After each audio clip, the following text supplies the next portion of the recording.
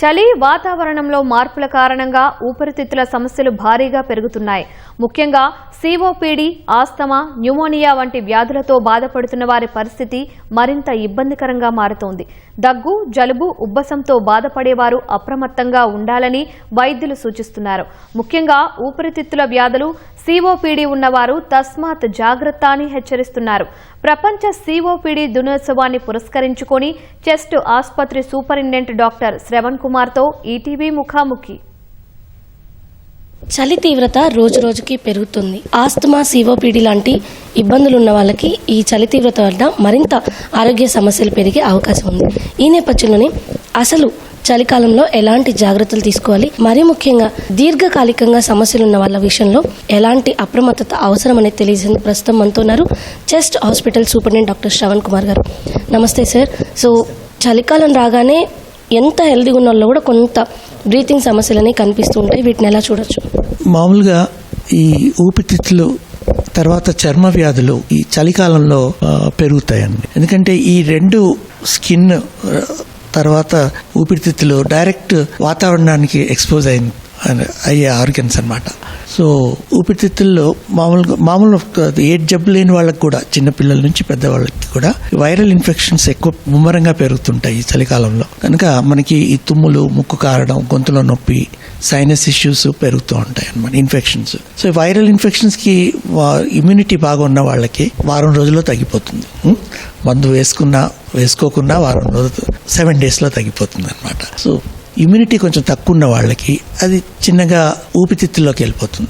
ఏమన్నా శ్వాసకోశ పరంగా మెయిన్గా ఆస్తమా ఉన్న వాళ్ళకి, సిఓపిడి అంటే smoking related, pollution related relation వల్ల ఊపిరితిత్తుల్లో ఈ సిఓపిడి అనే క్రానిక్ అబ్స్ట్రక్టివ్ పల్మనరీ డిసీజ్ అని వస్తుందన్నమాట.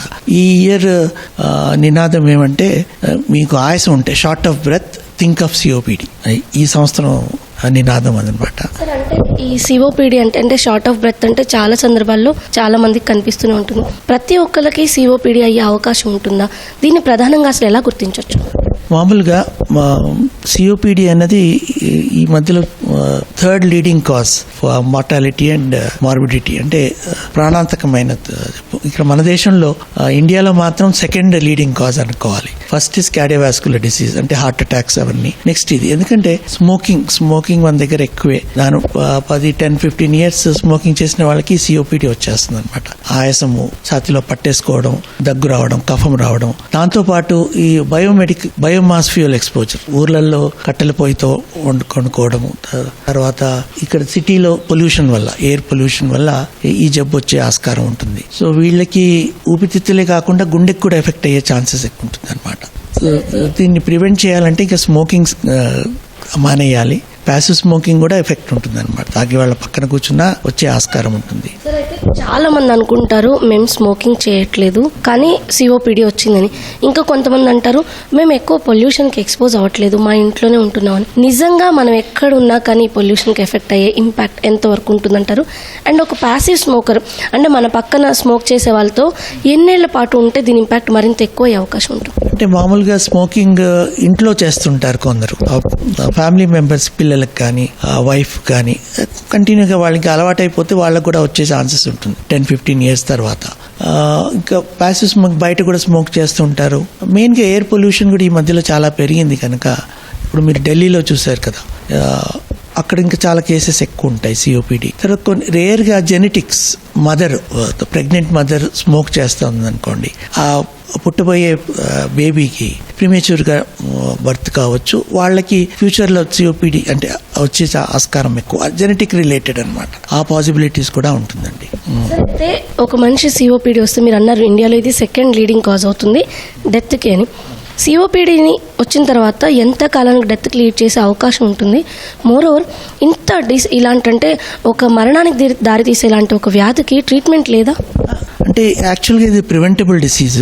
అంటే స్మోకింగ్ కానీ పొల్యూషన్స్కి ఎక్స్పోజర్ అవన్నీ తగ్గించుకుంటే వచ్చే ఆస్కారం తక్కువ.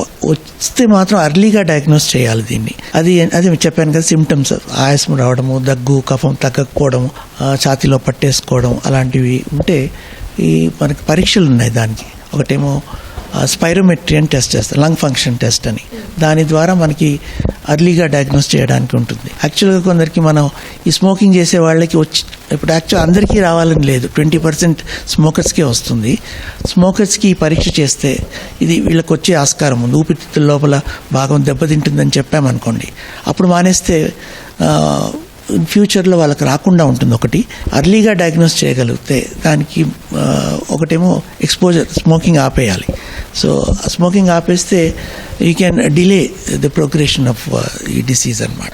దాంతోపాటు వాళ్ళు మంచి ఆహారం తీసుకోవడం, ఈ పొల్యూషన్కి ఎక్స్పోజ్ కాకుండా ఉండడం వల్ల కూడా ప్లస్ మెడిసిన్స్ కూడా ఉన్నాయి, మధ్యలో పీల్చుకునే మందులు ఉన్నాయి, ఇన్హేలర్స్. అది వాడడం వల్ల కూడా to some extent we can delay the progression of the disease. COPD ఉన్న వాళ్ళకే కాకుండా చలికాలం ఇందాక మనం అనుకున్నట్టు ప్రతి ఒక్కరికి కూడా కొంత ఇబ్బందికరంగానే ఉంటుంది. ఈ నేపథ్యంలో ఏం చేస్తుంటారంటే చాలా వరకు ఇంట్లో ప్రతిరోజు 2 పూట్ల, కొందరు 3 పూట్ల కూడా ఆవిరి పడుతూ ఉంటారు. ఎక్కువగా జండుబాం లాంటివి రాసుకుంటూ ఉంటారు, ఇన్హేలర్స్ పీలుస్తూ ఉంటారు. ఇవన్నీ ఎంతవరకు మనకి మంచి చేస్తాయి, ఏ ఎక్స్టెంట్ దాటాక ప్రమాదకరమయ్యే అవకాశం ఏమైనా ఉందా?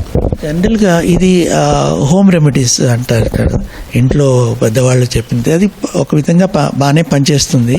వైరల్ ఇన్ఫెక్షన్స్కి పెద్ద ట్రీట్మెంట్ ఉండదు అనమాట. మీరు ఈ ఆవిరి పీల్చుకోవడం వల్ల లాభమే, దానివల్ల ఈ బ్లాకేజ్ అవి తగ్గుతాయి. ముక్కులో బ్లాకేజ్ కొంచెం రిలీఫ్ ఉంటుంది అనమాట. గొంతులో నొప్పి కానీ ముక్కు కారడం కానీ తగ్గుతుంది. దానివల్ల నష్టం పెద్దగా ఏమీ లేదని తేలిందనమాట పరీక్షల వల్ల. ఏమన్నా వాటర్ సరిగ్గా లేకుండా ఉండే ఏమన్నా ఫంగల్ ఇన్ఫెక్షన్ లాంటివి ఉంటే దానివల్ల రేర్గా ప్రమాదం రావచ్చు, లేకపోతే దానివల్ల ఏం నష్టం లేదు. ఇప్పుడున్న వాతావరణ పరిస్థితుల్లో, చలి తీవ్రత నేపథ్యంలో ఎలాంటి ఆహారం తీసుకోవడం, ఎలాంటి లైఫ్ స్టైల్ని పాటించడం వల్ల ఈ సిఓపిడి ఉన్న వాళ్ళు కావచ్చు, ఆస్తమా ఉన్న వాళ్ళు కావచ్చు ఎక్కువ అప్రమత్తంగా ఉండొచ్చు అంటారు. సాధారణంగా కూడా పిల్లల విషయంలో ఏం జాగ్రత్త తీసుకోవాలి? పిల్లల్లో ఇన్ఫెక్షన్స్ వచ్చే ఛాన్సెస్ ఎక్కువ, వైరల్ ఇన్ఫెక్షన్స్. ఎందుకంటే వాళ్ళ దాంట్లో ఇమ్యూనిటీ తక్కువ ఉంటుంది. పెద్దవాళ్ళకు కూడా ఇమ్యూనిటీ తక్కువ ఉంటుంది కనుక ఈ వైరల్ ఇన్ఫెక్షన్స్ రావడం, దాంతోపాటు న్యూమోనియా రావడం ఛాన్సెస్ కూడా ఎక్కువ పిల్లల్లో కానీ పెద్దల్లో కానీ. సో రాకుండా ఉండడానికి ఇప్పుడు ఈ మధ్యలో మనకి వ్యాక్సినేషన్స్, అడల్ట్స్కి వ్యాక్సినేషన్స్ ఉన్నాయి. ఇది షింగిల్స్ వ్యాక్సిన్ అని మీరు చూసుంటారు. ఇది అంబాసిడర్, బ్రాండ్ అంబాసిడర్ మన అమితాబ్ బచ్చన్ గారే చెప్తున్నారు, టీవీలో వస్తుంటుంది మనకి. హర్పీస్ రాకుండా ఉండడము. తర్వాత ఈ ఇన్ఫ్లుయెన్జా వ్యాక్సిన్స్. ఇన్ఫ్లుయెన్జా అంటే వైరస్ ఇన్ఫెక్షన్ అనమాట. అది రాకుండా వ్యాక్సిన్స్ ఉన్నాయి. Yearly once. అసలు డెవలప్డ్ కంట్రీస్లో ఎవ్రీ ఇయర్ అందరూ తీసుకుంటారు, ఆల్ ఏజ్ గ్రూప్స్. మన దగ్గర అంత అవేర్నెస్ లేదు. యాక్చువల్గా అందరూ తీసుకోవాలి. కనీసం రిస్క్ ఉన్నవాళ్ళు, మెయిన్గా 50+ దాటిన వాళ్ళు, డయాబెటీస్, బీపీ ఉన్నవాళ్ళు, తర్వాత ఈ ఊపిరితిత్తుల వ్యాధులు ఉన్నవాళ్ళు, సిఓపిడి, ఆస్తమా ఉన్నవాళ్ళు కంపల్సరీ తీసుకుంటే ఆ రిస్క్ తగ్గుతుంది, వచ్చే ఇన్ఫెక్షన్స్ తగ్గుతాయి. అదొకటి. వ్యాక్సినేషన్ ఒకటి ప్రివెన్షన్. ఇంకోటి ఈ చల్లటి వాతావరణంలో ఆల్రెడీ ప్రాబ్లమ్స్ ఉన్నవాళ్ళు, లంగ్ ఇన్ఫెక్షన్ ఉన్నవాళ్ళు పొద్దున్నే లేచి వాకింగ్ వెళ్ళడం, 50 దాటిన తర్వాత వాకింగ్ చేద్దాం అది అంటారు కదా, అది ఆ చల్లటి వాతావరణంలో తిరగకుండా ఉంటే బెటరు. వామ్ క్లోత్స్ ధరించడం. ఇక కంపల్సరీ వెళ్ళాలి, ఈవినింగ్ టైంలో అట్లా వెళ్ళాలంటే మాస్క్ పెట్టుకొని వెళ్ళడం ఈ పొల్యూషన్ ప్లేసెస్లో. తర్వాత సమతులిక ఆహారం తీసుకోవడం, హై ప్రోటీన్ డైట్. ఇప్పుడు మనం చెస్ట్ హాస్పిటల్లో ఉన్నాం, ఇది exclusive for the lung disease and chest related disease సంబంధించి. మనకి ఈ వారం 10 రోజుల వాతావరణంలో మార్పులు వచ్చిన తర్వాత కేసుల సంఖ్య ఏమన్నా పెరగడాన్ని మీరు గమనిస్తున్నారు? ఎట్లాంటి కేసులు వస్తున్నాయి? ఇప్పుడు స్టార్ట్ అయినాయి, పెద్దగా పెరగలేదు. మేబీ ఇన్ ఫ్యూచర్ 1 or 2 monthsలో చెప్పలేము. అంటే జనవరి, ఫిబ్రవరిలో పెరుగుతాయేమో కేసులు. ఇప్పటికైతే కొంచెం పెరిగాయి.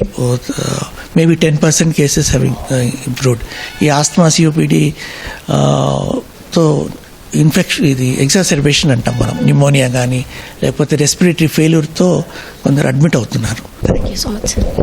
సో ఇది ఆస్మా కానివ్వండి, సిఓపిడి ఇలాంటి ఇబ్బందులు ఉన్న వాళ్ళు ఈ సమయంలో అత్యంత జాగ్రత్తగా ఉండడం అవసరం అని చెప్పేసి, అదేవిధంగా డయాబెటీస్ కావచ్చు, 50 ఏళ్ళు పైబడిన వాళ్ళు కావచ్చు, వీటికి సంబంధించిన వ్యాక్సిన్లు తీసుకోవడం ద్వారా కొంతవరకు ఇన్ఫెక్షన్లకు గురి కాకుండా మనల్ని మనం కాపాడుకోవచ్చు అంటున్నారు doctor Shravan Kumar. Camera person ప్రేమ్తో రమ్య, ఈటీవీ న్యూస్, హైదరాబాద్.